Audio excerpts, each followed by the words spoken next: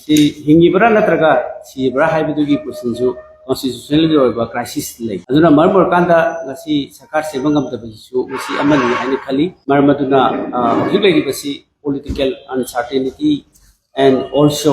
the constitutional crisis lay haina aina hujik lai riba sarkar ki position chi unstable yam hoy ba February 13 da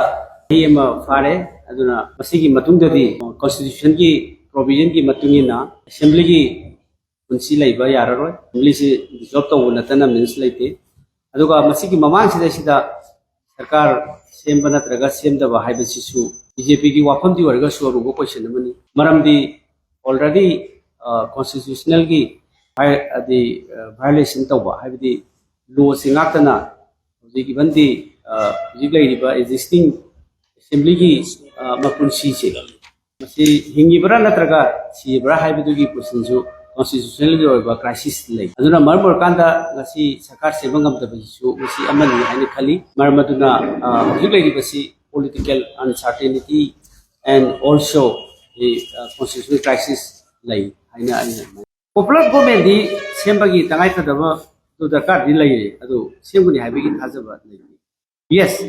akoina di adum demand tawraga hujisu hujimak su akoina demand tawri base we press to the government of India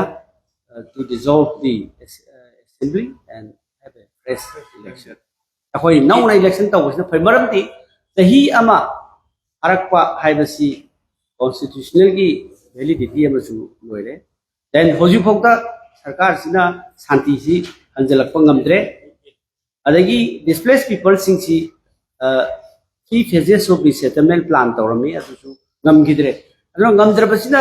maram boykanda afaba anobo mandate ama darkar leiba ma lei khali maram aduna masi praja sing amasu congress party nei kuna demand tawribase masi natana atopa means ama leite manipur da shanti poropasi leiba lenga asigi makhada leiba hojik legislature sigi makhada